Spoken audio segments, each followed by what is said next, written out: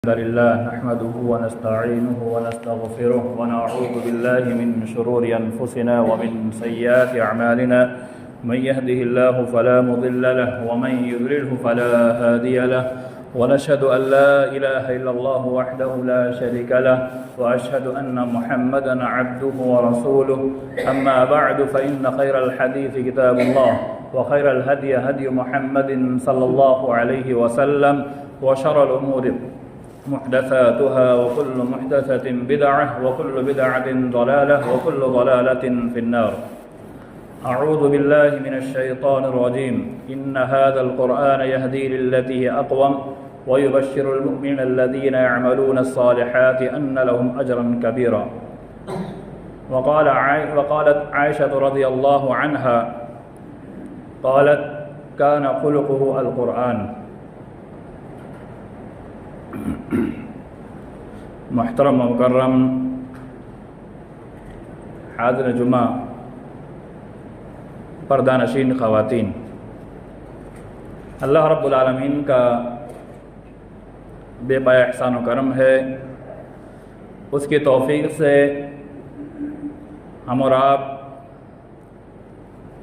رمضان مبارک کا یہ مہینہ بعافیت گزار رہے ہیں۔ اللہ رب العالمین سے دعا ہے اللہ تعالیٰ اس ماہ مبارک میں کیے ہوئے اعمال قبول فرمائے اور مزید کی توفیق عطا فرمائے۔ محترم سامعین،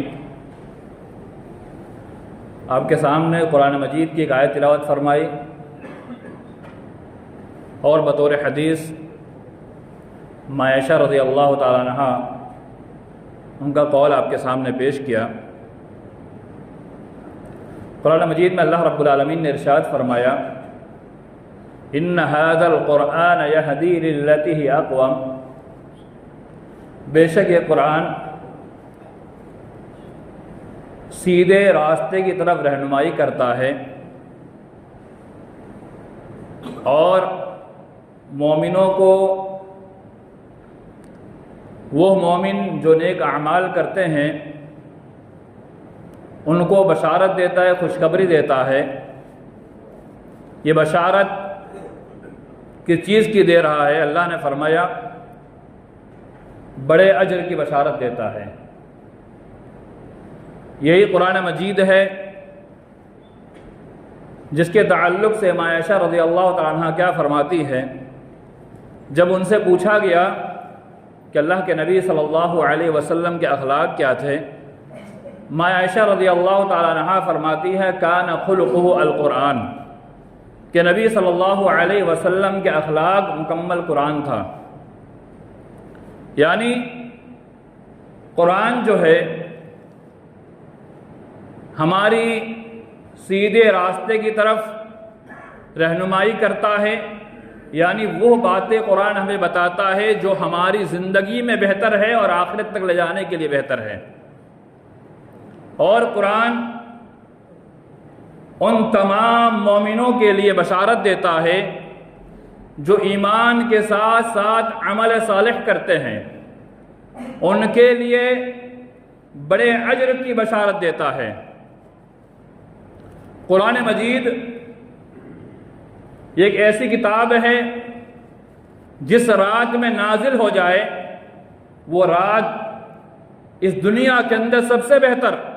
اللہ نے قرآن میں فرمایا انا انزلناہ فی لیلۃ القدر، کہ ہم نے اس قرآن کو لیلۃ القدر میں نازل فرمایا۔ اور لیلۃ القدر کے بارے میں اللہ فرماتا ہے وما ادراک ما لیلۃ القدر، کہ آپ کو کیا معلوم لیلۃ القدر کیا چیز ہے؟ لیلۃ القدر خیر من الف شہر، کہ لیلۃ قدر جو ہے اس ایک رات کی عبادت 1000 مہینوں کی عبادت سے بہتر ہے۔ یعنی جس رات میں قرآن نازل ہو جائے اس کی اتنی بڑی اہمیت ہو، جس ذات پر قرآن نازل ہو جائے وہ تمام انبیاء کا سردار بن جائے، اور جب قرآن مجید پر عمل پیرا ہو جائے اس کے لیے اللہ رب العالمین نے ہدایت اور اجر کبیر کا وعدہ کر رکھا ہے۔ یہ قرآن مجید جو ہے جس کے پڑھنے پڑھانے والوں کے لیے اللہ کے نبی صلی اللہ علیہ وسلم نے کیا بشارت دی ہے؟ خیرکم من تعلم القرآن وعلمہ۔ بخاری شریف کی روایت حضرت عثمان بن عفان رضی اللہ تعالیٰ عنہ روایت کرتے ہیں کہ اللہ کے نبی صلی اللہ علیہ وسلم نے فرمایا تم میں سب سے بہتر وہ ہے، سب سے اچھا، یعنی اس دنیا کے اندر اس سے اچھا کوئی نہیں ہو سکتا۔ دنیا میں سب سے اچھا وہ ہے جو قرآن کو پڑھے اور پڑھائے، قرآن کو سیکھے اور سکھائے۔ ایک حدیث کے اندر آتا ہے، اللہ کے نبی صلی اللہ علیہ وسلم نے فرمایا، مختلف احادیث میں مختلف الفاظ اور روایت موجود ہے کہ جو شخص صبح سویرے فجر کی نماز پڑھتا ہے اور نماز پڑھنے کے بعد، میں روایت کا اختصار پیش کروں گا، نماز پڑھنے کے بعد وہ ایک آیت پڑھتا ہے یا ایک آیت سیکھتا ہے، اصفہان میں جا کر کے سرخ اونٹ کی تجارت سے بہتر ہے۔ اگر 2 آیت پڑھتا یا سیکھتا ہے تو 2 سرخ اونٹ کی تجارت سے بہتر ہے۔ کہا 3 آیت اگر سیکھتا اور پڑھتا ہے، کہا 3 اونٹ کی تجارت سے بہتر ہے۔ اور ابو داؤد کی روایت کے اندر ہے کہ جتنی آیتیں پڑھے گا اور سیکھے گا، کہا اتنے اونٹ کی تجارت سے بہتر ہے۔ اگر 10 آیت پڑھی 10 آیت سیکھی تو 10 اونٹ کی تجارت سے بہتر ہے۔ اور سرخ اونٹ جو ہے، جو عرب وغیرہ میں جا کر آئے ہیں یا وہاں رہتے ہیں، ان کو معلوم ہے کہ اس کی قیمت کیا ہے، اس کی تجارت کیا ہے، اس کا کاروبار، جو کاروبار ہم ہمارے یہاں بہت اعلیٰ پیمانے سمجھتے نا، وہ سرخ اونٹ کا کاروبار وہاں پر مانا جاتا ہے۔ تو قرآن مجید کے ایک آیت سیکھنا، ایک آیت پڑھنا، کہاں ایک اونٹ کی تجارت سے بہتر ہے، یعنی صبح سویرے فجر کی نماز کے بعد بیٹھ کر کے قرآن مجید کی تلاوت اور اس کو سیکھنا، دونوں چیز ہے۔ اور یہ روایت کے اندر آتا ہے افضلکم من تعلم القرآن وعلمہ، تم میں سب سے افضل وہ ہے جو قرآن کو سیکھے اور قرآن کو سکھلائے، قرآن کو پڑھے، قرآن کو پڑھائے، سب سے افضل ہے۔ دیکھیے اس کے اپوزٹ میں وہ ساری باتیں نہیں آتی ہے جو دنیا پیش کرتی ہے کہ انجینئر بننا، ڈاکٹر بننا، ٹیچر بننا، فلاں فلاں فلاں، یہ برا نہیں ہے، دنیا کے اندر کوئی علم برا نہیں ہے، لیکن ہم مسلمان ہیں، مسلمان ہونے کی وجہ سے ہمیں قرآن سیکھنا ہوگا، قرآن پڑھنا ہوگا۔ دنیا کے سارے علوم ہمیں حاصل کرنے ہیں، ان تمام علوم حاصل کرنے کے باوجود ہمیں قرآن کو بھی سیکھنا ہوگا، قرآن کو بھی پڑھنا ہوگا۔ ایک انسان صرف انجینئر بن جائے، ڈاکٹر بن جائے، فلاں فلاں بن جائے، اگر اس نے قرآن نہیں سیکھا تو وہ بہتر نہیں ہو سکتا۔ قرآن سیکھنے والا ہی بہتر ہے۔ تو قرآن سیکھنا اور قرآن سکھانا یہ اپنے زندگی کا ایک جز بنا لیجئے، حصہ بنا لیجئے۔ اب سوال یہ پیدا ہوتا ہے کہ قرآن سیکھنے سکھانے سے مطلب کیا ہے؟ قرآن کو سیکھنے کے لیے، اس کو پڑھنے کے لیے جتنے علوم درکار ہوتے ہیں وہ تمام علوم اس سے جڑے ہوئے ہیں، چاہے وہ الف بے کی تختی کیوں نہ پڑھا رہا ہو۔ ہم اور آپ کیا سمجھتے ہیں الف بے پڑھانے والا سو کمتر ہے؟ نہیں، جس نے الف بے پڑھایا، اللہ کی قسم وہ قرآن سیکھنے سکھانے کا پہلا مرحلہ ہے۔ اور سب سے زیادہ محنت درکار جو ہوتی ہے، ضرورت پیش آتی ہے نا، وہ الف بے پڑھانے میں آتی ہے۔ جو مکاتب کے اندر مکتب میں پڑھاتے ان کو اس کا احساس ہے، ان کو معلوم ہے۔ ایک چھوٹا بچہ ابھی مدرسے میں داخلہ لیا ہے، اس کے ذہن کے اندر یہ بٹھانا، الف اس کو کہا جاتا ہے، اس کو جیم کہا جاتا ہے، اس کو دال کہا جاتا ہے، اس کو زواد کہا جاتا ہے، اس کو سواد کہا جاتا ہے۔ اس کے ذہن میں اس کو بٹھانا یہ کوئی چھوٹی ووٹی چیز نہیں ہے۔ ایک کسان جو ہے کھیتی کرتا ہے نا، تو کھیت کے اندر جتنی محنت کرتا ہے نا، اس سے 10 گنا زیادہ محنت اس کے اندر لگتی ہے کہ کسی بچے کے ذہن کے اندر الف بٹھا دیا جائے۔ اور صرف الف یاد نہیں کرنا، اس کی پہچان بھی دلانا یہ الف ہے، کیونکہ جب وہ تختی سیکھے گا تبھی تو قرآن کے حروف جان پائے گا۔ تو قرآن سے لگتے جتنے علوم ہیں وہ سارے کے سارے علوم کو پڑھنے والے، پڑھانے والے، قرآن کو سیکھنے کے لیے جتنی چیزوں کی ضرورت ہے وہ ساری چیزوں گرا جائے تو معلوم چلتا ہے کہ قرآن کو سیکھنے کے لیے جتنے لوگ محنت کر رہے ہیں وہ سب کے سب بہتر اور افضل ہے، اور اس کو سکھانے والے اور افضل اور بہتر ہے۔ تو قرآن کو سیکھنے سکھانے کا ایک معیار اور معمول ہونا چاہیے۔ ایک چیز ہے قرآن کو دیکھ کر پڑھنا، ورتل القرآن ترتیلا، اللہ نے کہا قرآن کو ترتیل سے پڑھا جائے، اچھے طرح سے پڑھا جائے۔ میں ایک مثال دیتا ہوں، انگلش ہے، اس کو ریڈنگ لگائی جاتی ہے۔ اگر انگلش ریڈنگ لگاتے ہوئے ہم سے تھوڑی غلطی ہو جائے، وہاں 2-4 لوگ بیٹھے ہوئے ہوں انگلش جاننے والے، تو ہمارا ٹھٹھے اڑ جائیں گے، مذاق اڑ جائے گی نا کہ انگلش ریڈنگ غلط پڑھ دی، 2-4 لوگ جاننے والے ہیں، مذاق اڑائیں گے۔ قرآن مجید میں ایسا کیوں نہیں ہوتا ہے کہ ہم غلط پڑھتے جاتے ہیں اور ہم اصلاح بھی نہیں کرتے ہیں؟ ایک ورڈ غلط ہو جائے انگلش کے اندر تو شرمندگی کے مارے ہم ڈوب مرتے ہیں۔ تو قرآن مجید کے ساتھ ہمارا رویہ ایسا کیوں نہیں ہوتا؟ ہم قرآن مجید غلط پہ غلط پڑھتے جاتے ہیں لیکن اصلاح کی ہمیں توفیق نہیں ہوتی۔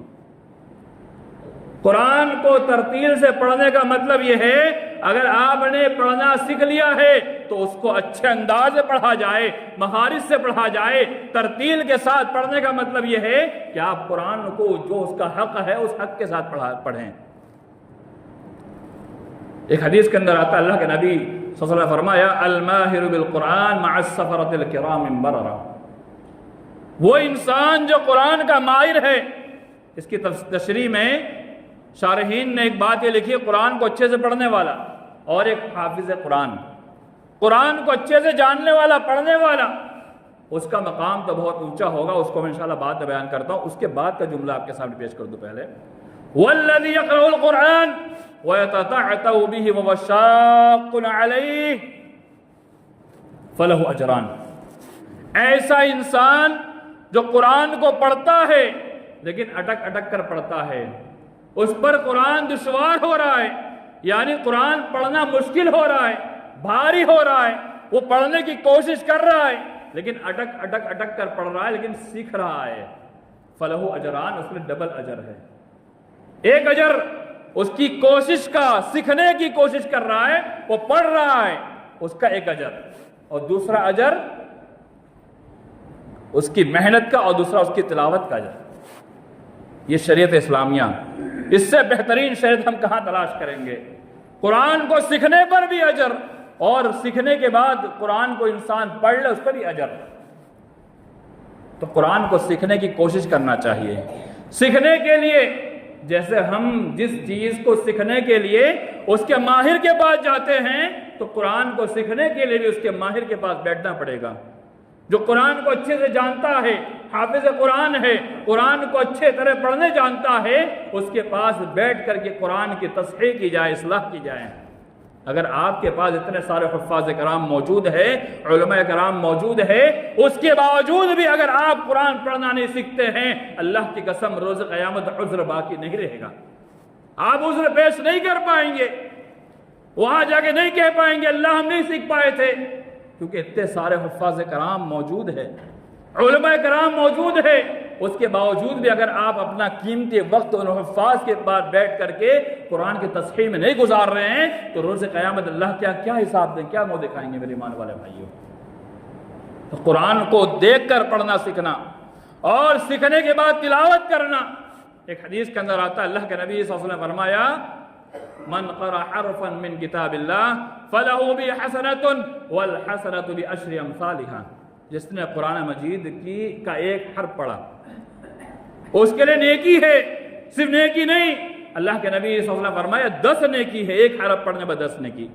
ولا اقول الف لام میم حرف، میں نہیں کہتا الف لام میم ایک حرف ہے، ولکن الف حرف ولام حرف ومیم حرف، لیکن میں یہ کہتا ہوں، اللہ کے نبی صلی اللہ علیہ وسلم نے فرمایا کہ الف ایک حرف ہے، لام ایک حرف ہے، میم ایک حرف ہے، یعنی گویا معلوم ہوا الف لام میم 3 حرف، 3 حروف ہوتے ہیں، اور 3 حروف پڑھنے پر 30 نیکی، اور سونے پہ سہاگا۔ یہ ایک حدیث اور آپ کے سامنے پیش کروں، کل عمل بنی آدم، کہ بنی آدم کے تمام اعمال جس کا ثواب رمضان المبارک کے مہینے کے اندر 10 گنا سے 700 گنا بڑھا جاتا ہے، بخاری شریف اور دیگر احادیث کتاب و روایت موجود ہے، 10 گنا سے 700 گنا تک۔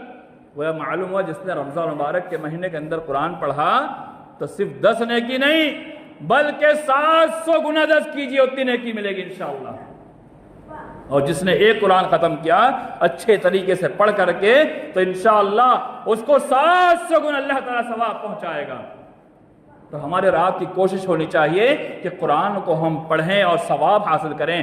رمضان میں تو بالخصوص پڑھیں۔ اللہ کے نبی صلی اللہ علیہ وسلم کے بارے میں آتا ہے کہ آپ صلی اللہ علیہ وسلم رمضان مبارک کے اندر بہت سخی ہو جایا کرتے تھے اور قرآن کو زیادہ پڑھتے تھے، یہاں تک کہ جبرائیل امین کو آپ ایک دور سناتے تھے۔ تو رمضان مبارک کے مہینے کے اندر قرآن کو پڑھنے کا اہتمام بالخصوص، لیکن صرف رمضان تک محدود نہ رکھا جائے۔ الحمدللہ ابھی دیکھا جائے دونوں مسجدوں کے اندر یا گھروں کے اندر بھی قرآن کی تلاوت کی آواز گونجتی رہتی ہے، یہاں تک کہ بڑی دیر تک لوگ قرآن پڑھتے ہیں۔ یہی ماحول ہمارا پورے سال ہونا چاہیے۔ قرآن سے اپنے آپ کو جوڑیں، قرآن سے اپنے آپ کو لگائیے، اس لیے کہ ہم مسلمان ہیں۔ میں پھر یہ جملہ کہتا ہوں، ہمیں قرآن سے اس لیے جڑنا پڑے گا، ہم مسلمان ہیں، کیونکہ ہماری کتاب ہے، ہمارے دین کی کتاب ہے، اللہ نے ہمارے نازل کی ہے، اور ہماری رہنمائی اور ہدایت کا ذریعہ یہ ہے۔ اللہ نے فرمایا ذالک الکتاب لا ریب فیہ، یہ ایک ایسی کتاب ہے جس کا پروانہ اللہ نے لیا ہے کہ جس میں کوئی شک و شبہ نہیں۔ ایسی کتاب جس میں کوئی شک نہیں پایا جاتا، کوئی شک نہیں پایا جاتا، ایسی کتاب جس کا پروانہ اللہ نے لیا۔ اللہ نے یہ بھی کہا ان ھذا القرآن، کہ یہ قرآن مجید، انا نحن نزلنا الذکر وانا لہ لحافظون، اللہ نے کہا یہ قرآن کو ہم نے نازل کیا، ہم اس کی حفاظت کرنے والے ہیں۔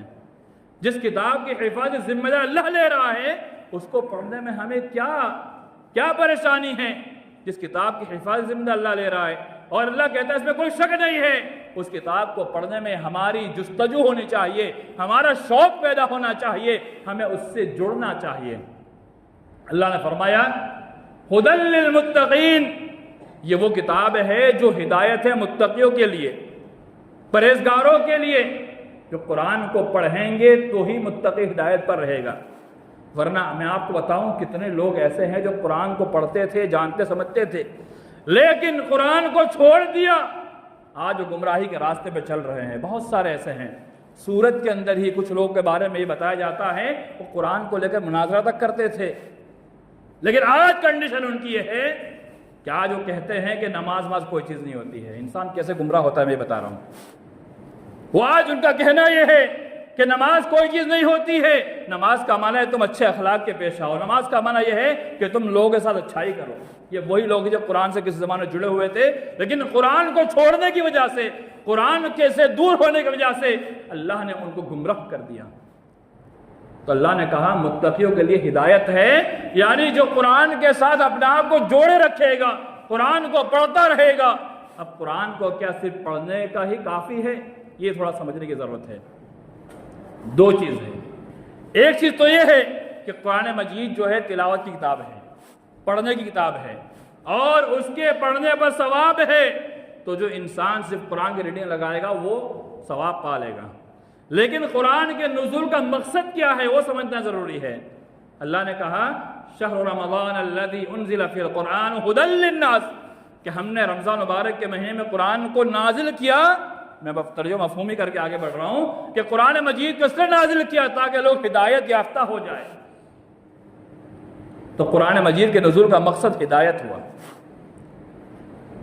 اب ہدایت کیسے ملے گی؟ کیا صرف ریڈنگ لگانے سے ہدایت مل جائے گی؟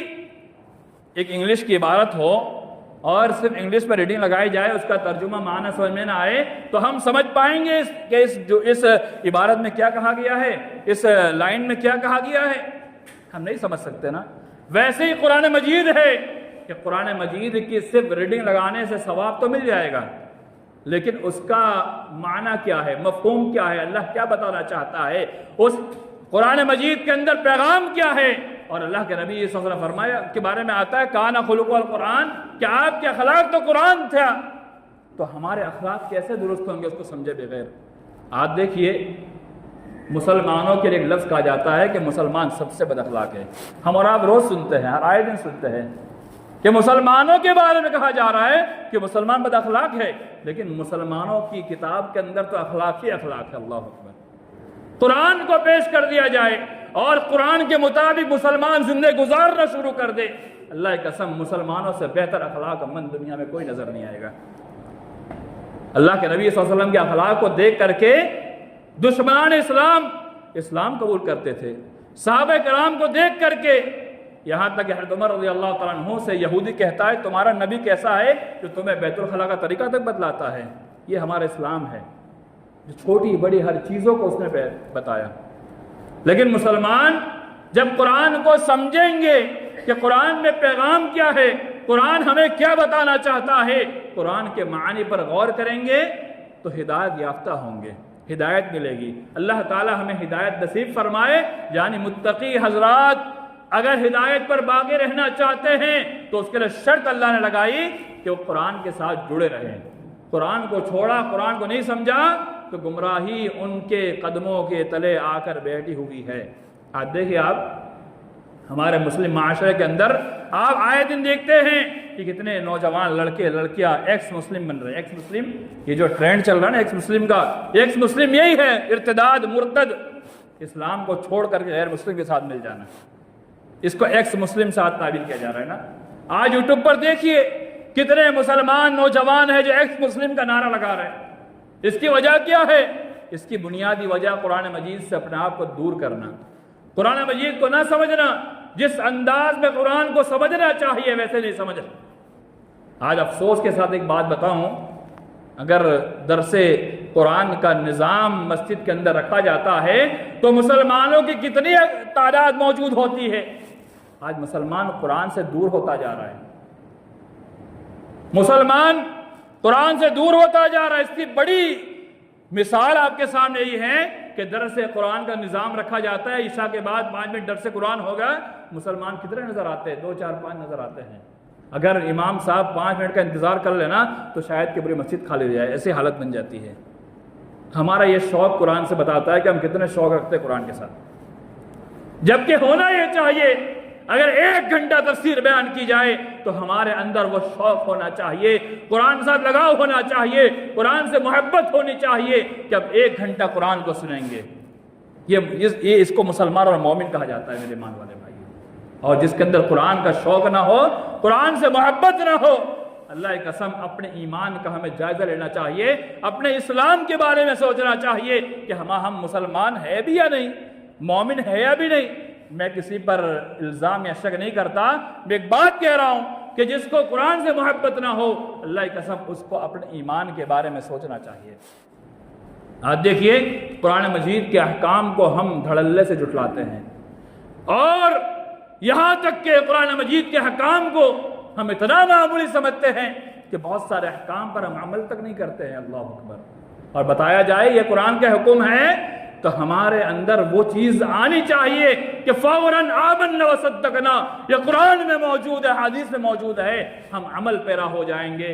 لیکن مسلمانوں کی حالت یہ ہے کہ سننے کے باوجود بھی عمل کے تیار نہیں ہے، تو اس سے کیا معلوم ہوتا ہے کہ مسلمان قرآن سے بہت دور جاتا جا رہا ہے۔ تو قرآن مجید کے ساتھ اپنے آپ کو جوڑیے، اپنے بچوں کو جوڑیے، اپنے آل اولاد کو جوڑیے، یہاں تک ایک نظام بنائیے کہ گھر کے اندر بھی قرآن مجید کا درس ہونا چاہیے۔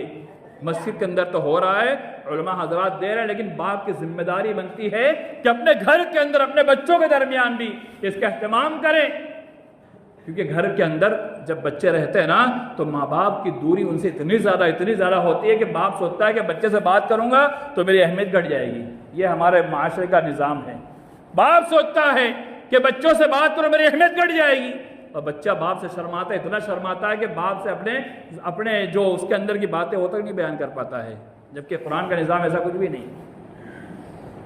باپ بیٹے باپ کے ساتھ، بیٹی ماں کے ساتھ، ماں بیٹی کے ساتھ جڑے گی تو ہی گھر کا ماحول اچھا ہوگا اور قرآن کے مطابق زندگی گزارنا ہم شروع کریں گے۔ تو قرآن کو پہلی چیز دیکھ کر پڑھا جائے، سیکھا جائے، اور اس کے بعد قرآن مجید کو ہم معانی کے ساتھ سیکھیں، مفہوم کے ساتھ سیکھیں۔ اور خیرکم من تعلم القرآن وعلمہ، اس کے اندر جو بات بتائی گئی ہے قرآن کو سیکھنے سکھانے والے، تو قرآن کے معانی کو سیکھنے والے، قرآن کے مطالب کو سیکھنے والے، قرآن کے تراجم کو سیکھنے والے، قرآن ہمیں کیا کہتا ہے اس چیز کو سیکھنے والے، وہ بھی سب سے بہتر ہے، اور سکھانے والے سب سے بہتر ہے۔ تو ہمیں قرآن کو سیکھنے کا جذبہ پیدا ہونا چاہیے، ہمیں تو سامنے سے علماء کرام کے پاس جانا چاہیے اور کہنا چاہیے کہ ہم قرآن آپ سے سیکھنا چاہتے ہیں، معانی کے ساتھ، ترجمے کے ساتھ ہم سننا چاہتے ہیں، ہم سیکھنا چاہتے ہیں، آپ وقت دیجئے۔ اللہ کے نبی صلی اللہ علیہ وسلم صحابہ کرام کو تو درس دیتے تھے، لیکن صحابیات کے درمیان درس نہیں ہوتا تھا، تو صحابیات نے اللہ کے نبی صلی اللہ علیہ وسلم سے شکایت کی، آپ مردوں کو تو دین بتا رہے، ہمیں کیوں نہیں بتاتے؟ اللہ کے نبی صلی اللہ علیہ وسلم نے ہفتے میں ایک دن عورتوں کو مقرر کیا۔ یہ جذبہ صحابہ کرام کا، یہ جذبہ صحابیات کا آج ہمارے معاشرے میں مسلمانوں کے اندر جذبہ کیوں پیدا نہیں ہوتا؟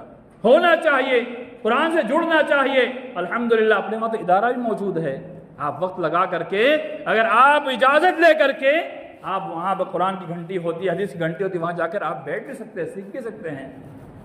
اور علماء کرام نے ایک بات لکھی ہے کہ علم کے لیے مانے جو چیز ہے وہ ہے تکبر۔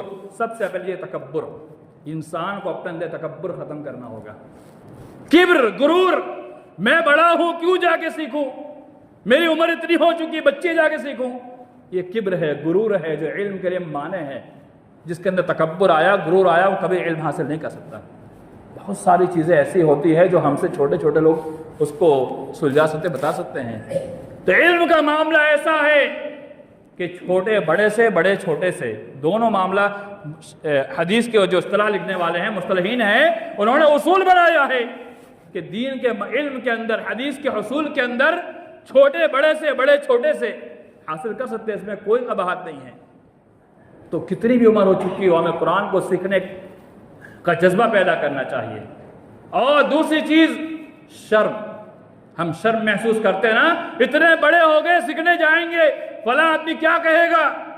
کوئی کچھ نہیں کہتا ہے، ہمیں سیکھنے کا جذبہ رکھنا چاہیے، جس کو جو کہنا ہو کہتا رہے۔ ہم دنیا میں ایک بات کہتے ہیں، جس کو جو کرنا ہو کر لے، ہم تو یہ کام کرتے رہیں گے، وہ چیز کے اندر بھی ہونی چاہیے۔ شرم کو ختم کیا جائے اور قرآن کو سیکھنے کا ایک جذبہ ہونا چاہیے، مرد کو بھی، عورتوں کو بھی، خواتین کو بھی۔ بڑی عورتوں کے لیے بھی ادارہ چل رہا ہے، مردوں کا ادارہ چل رہا ہے، مسجد میں درس بھی چل رہے ہیں، نظام سارا بنا ہوا ہے، لیکن افسوس کے ساتھ کہنا پڑتا ہے کہ ہمارے نہ مرد کے اندر شوق پیدا ہو رہا ہے، نہ عورتوں میں شوق پیدا ہوتا ہے، الا ماشاءاللہ جسے اللہ توفیق دے دے۔ تو اپنے آپ کو جوڑیے، دین سے جوڑیے۔ دو چیز ہوئی، ہدایت پانے کے لیے قرآن کو سمجھنا ہوگا، اور قرآن کو سمجھنے کے لیے آپ علماء کرام سے سیکھیے۔ یہ پہلی بات۔ قرآن کو سمجھنے کے لیے آپ اپنے طور پر سمجھیں گے تو بہت ساری تفسیر ایسی ہے، تراجیم ایسے ہیں جو گمراہ کن ہے، غلط عقائد پر کی بنیاد پر ترجمہ موجود ہے، غلط عقائد کی بنیاد پر تفسیر کی گئی ہے۔ ہر مسالک والوں نے اپنے اعتبار سے تفسیر کی ہوئی ہے، ہم کیسے سمجھیں گے؟ تو علم کے حصول کے لیے ایک بنیادی قاعدہ ہوتا ہے کہ استاد کا ہونا ضروری ہے۔ آج جتنے بھی آپ یوٹیوب پر دیکھتے ہیں نا، یہ بردر قسم کے لوگ، ان کے اندر جو کمیاں آتی ہیں اسی لیے آتی ہے، وہ دو چار تفسیر، دو چار کتاب پڑھ لیتے ہیں اور اپنے آپ کو علامہ کہہ کر کے وہ دنیا کے سامنے اپنے آپ کو ایسے پیش کرتے ہیں جیسے ہم سے بڑا کوئی نہیں، ہم سے جاننے والا کوئی نہیں۔ اور ان کا جو حلیہ ہوتا ہے نا، حلیہ ایسا ہوتا ہے، ایسا لگتا ہے کہ ان سے بڑا علامہ ہی کوئی نہیں ہے، لیکن کھنگالا جائے پتہ چلتا ہے کچھ نہیں آتا ان کو۔ تو علماء کرام سے سیکھیے، جو آپ کے پاس علماء موجود ہے۔ ہم یہ سمجھتے نا کہ ہمارے یہاں جو علماء ہے ان کو اتنی جانکاری نہیں، ایسا نہیں ہے۔ اللہ نے سب کو صلاحیت دی ہوئی ہے، سب کو صلاحیت سے نوازا ہوا ہے۔ آپ اپنے آپ کو ان سے جوڑیے، ان سے سیکھیے، وہ سکھائیں گے، بتائیں گے کہ شریعت کیا ہے، تفسیر کیا ہے، احادیث کیا ہے، قرآن کیا ہے، اس کے متعلق کیا ہے، اس کے معانی کیا ہے۔ ان سے سیکھیے، اپنے آپ کے اندر جوش اور جذبہ پیدا کیجیے، انشاءاللہ ہم اچھا سیکھ لیں گے۔ تیسری چیز قرآن کو سیکھنے اور سکھانے کے اندر وہ آتی ہے قرآن کو زبانی یاد کرنا۔ میں بات ختم کروں گا، وقت ختم ہو رہا ہے۔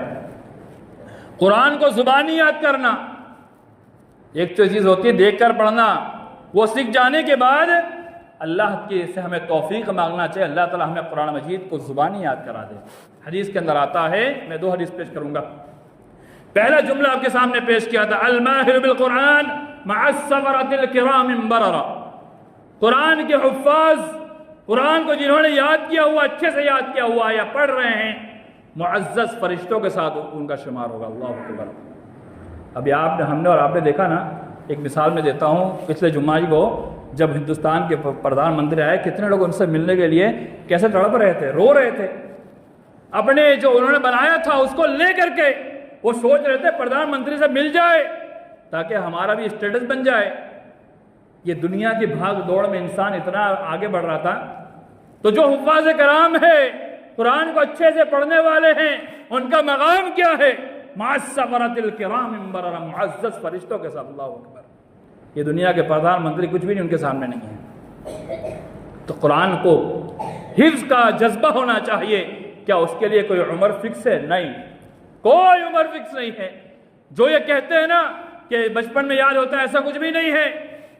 انسان کے آخری سانس تک اس کے اندر حافظہ موجود ہوتا ہے، وہ دنیا کی ساری چیزیں یاد کر لیتا ہے، لیکن یہ ذہانت بڑی ہوئی ہے کہ قرآن یاد کرنے بچپنا ہو، ایسا کچھ بھی نہیں ہے۔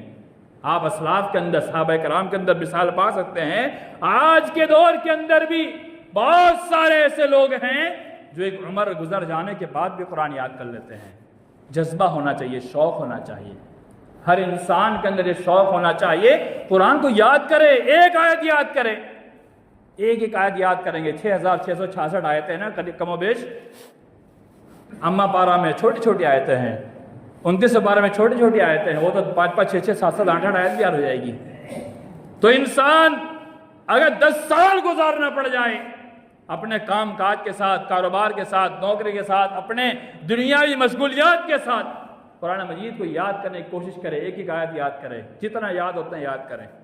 ایک حدیث آپ کے سامنے پیش کروں، اگر قرآن کو ہم یاد نہیں کریں گے تو جنت کی سیڑھیاں کیسے چڑھیں گے؟ پھر میں شریف کی روایت ہے، یقال لصاحب القرآن، قرآن والے سے کہا جائے گا، یعنی قرآن کے پڑھنے والے سے کہا جائے گا، اقرأ وارتقی، قرآن کو پڑھتا جا اور جنت کی منزلیں چڑھتا جا۔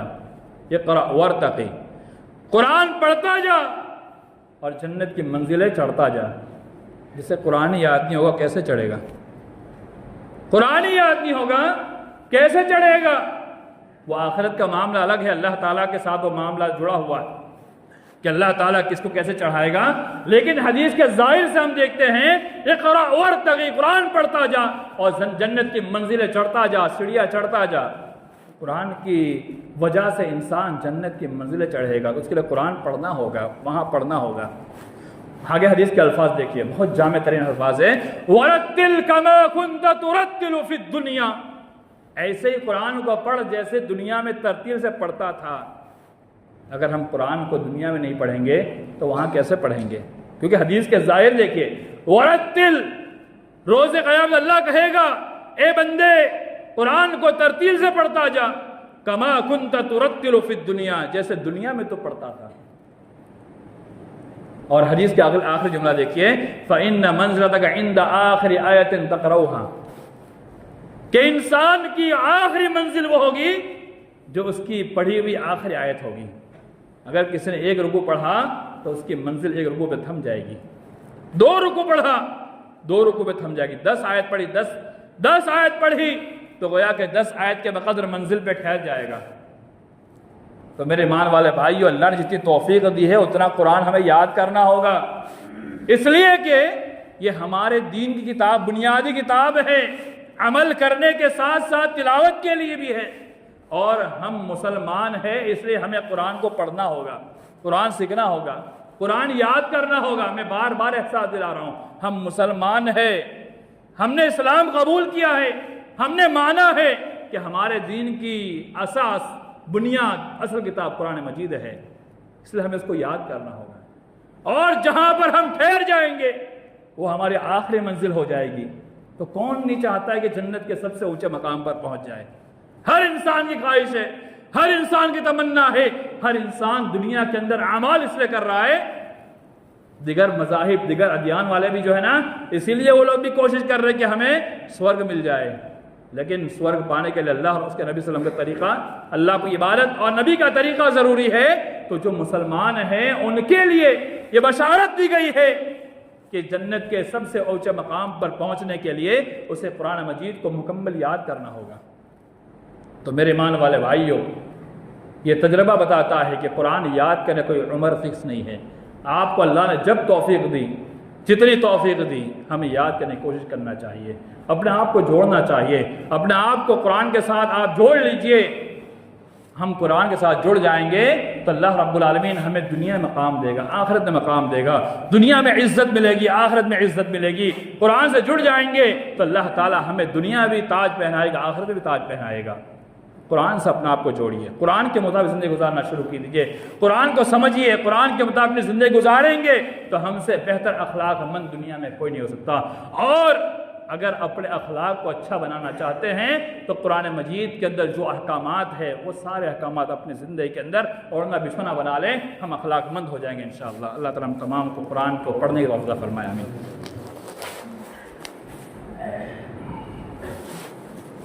برات اسلام، حدیث جمعہ ایک حدیث پہ اس کے بعد ختم کرتا ہوں کہ اللہ کے نبی صلی اللہ علیہ وسلم نے فرمایا ان اللہ یرفع بہذا الکتاب اقوام ویضع بہ آخرین۔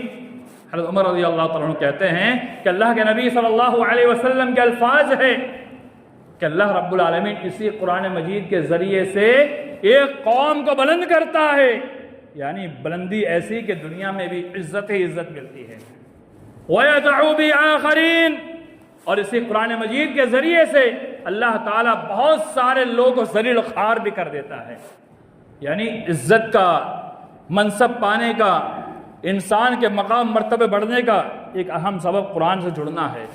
اور جب انسان قرآن کو چھوڑ دیتا ہے، نہ قرآن کی تلاوت کرتا ہے، نہ قرآن پہ عمل کرتا ہے، اللہ تعالیٰ اسے دنیا میں ذلیل و خوار کر دیتا ہے۔ آج مسلمانوں کی حالت دیکھ سکتے ہیں، جہاں دیکھو وہ مسلمان پریشان ہے، لاچار ہے، محتاج ہے، ذلیل و خوار نظر آ رہے ہیں۔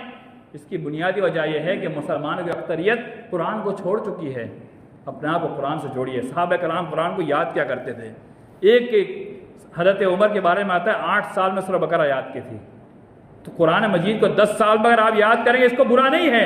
ہاں، بچپنے کے اندر جو مدرسے میں پڑھ کر حفاظ کرام 1 سال 2 سال 3 سال میں یاد کرتے وہ صرف ان کے خالی اوقات ہوتے ہیں، وہ اسی کے لیے وقف ہو جاتے ہیں، تو اس لیے جلدی یاد ہو جاتا ہے۔ لیکن ہم دنیا کی مشغولیت ساتھ یاد کریں گے تو 10 سال بھی جائے، 20 سال بھی جائے، 50 سال بھی چلا جائے، کوئی قباحت نہیں ہے۔ قرآن مجید کو آخری سانس تک یاد کرنا ہے، جب تک زندگی باقی ہے اس آخری سانس تک قرآن کو یاد کرنے کی کوشش کریں۔ انشاءاللہ ہمارا مقام مرتبہ بہت بلند ہوگا، معزز فرشتوں کے ساتھ ہوگا، اور جنت کے اندر تمام کے تمام سیڑھیاں چڑھتے ہوئے آخری سیڑھی پر جا کر کے جنت کے سب سے اونچے مقام پر ہمارا انشاءاللہ اللہ تعالیٰ مقام بنا دے گا۔ اللہ تعالیٰ ہم تمام مسلمانوں کو قرآن کو یاد عطا فرمائے، اس کو سمجھ کر کے پڑھنے کی توفیق عطا فرمائے، قرآن کے مطابق اپنی زندگی گزارنے کی توفیق عطا فرمائے، آمین۔ عباد اللہ رحمنی ورحمکم اللہ، ان اللہ یأمر بالعدل والإحسان وإیتاء ذی القربى وینہی عن الفحشاء والمنکر والبغی یعظکم لعلکم تذکرون، واذکروا اللہ یذکرکم وادعوه یستجب لکم، ولا ذکر اللہ تعالی عز و